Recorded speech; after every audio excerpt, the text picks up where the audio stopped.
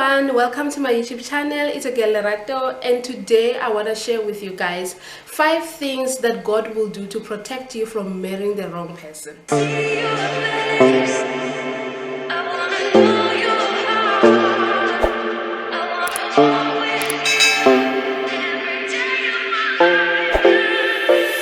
I love what Ecclesiastes chapter 3 verse 11 says. It says, He has made everything beautiful in its time.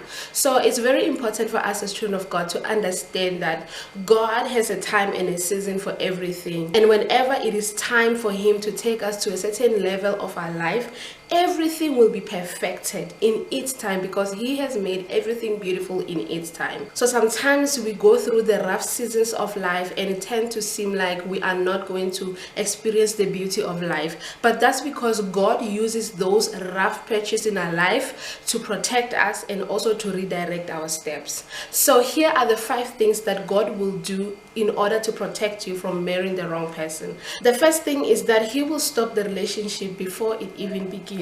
So some of you might have experienced this where you are about to start this relationship with someone. You've been praying that this person is the one, and signs have been seeming like this is indeed finally the right person for you. But then before anything can start, it's either one of you loses interest or the person has to move away or whatever that may happen to stop the relationship from happening. I believe that that is God protecting you because He knows what this will result into.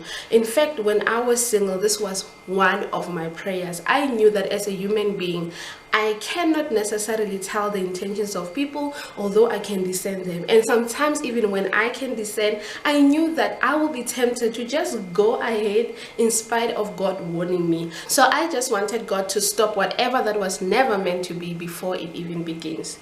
And the second thing that God will do is that He will reveal the red flags to you.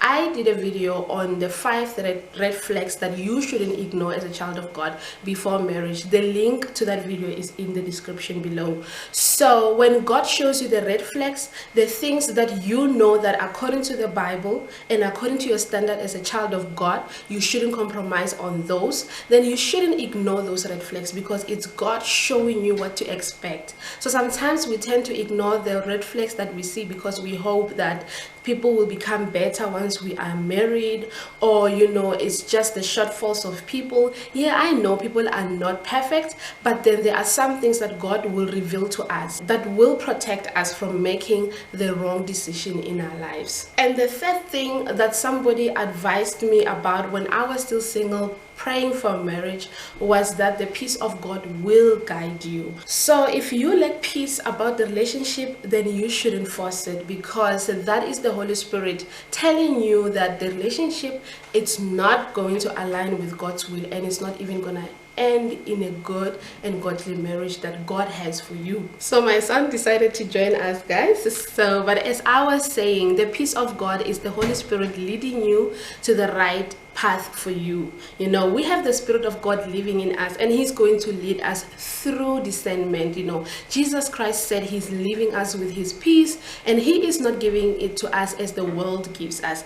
The world gives you peace when everything aligns with how things should be, when everything around makes you happy. But then the peace of God will come in when things seem to be perfect, but something inside tells you that something is not right somewhere. You shouldn't ignore that, because that is the Holy Spirit leading you through the peace of God within you. And the fourth thing that He will do that is in line with the peace of God in your life is that He will give you the discernment for you to discern that this is going to be a bad relationship.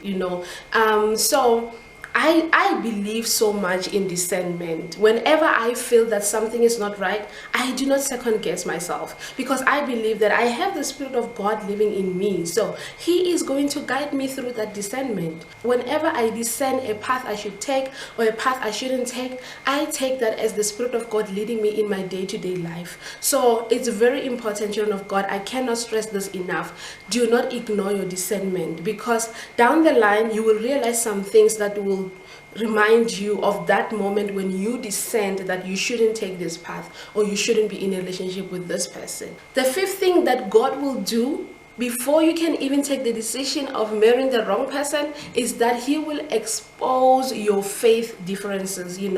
I know that probably as a child of God, you are looking for somebody who believes in God, and sometimes you'll meet a guy, or a woman, if you're a guy, who will tell you that I believe in God.